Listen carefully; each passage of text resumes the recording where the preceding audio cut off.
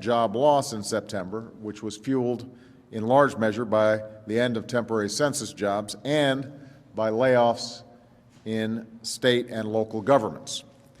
I should point out that these continuing layoffs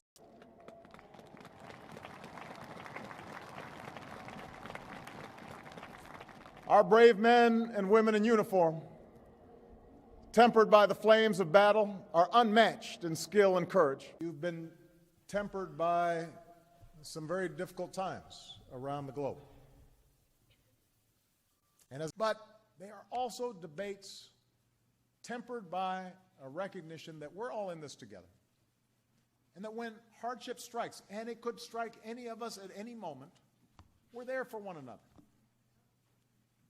And that as a country, we can accomplish great things that we can't accomplish alone. So you have more than earned your unofficial motto, forged in fire and tempered in ice.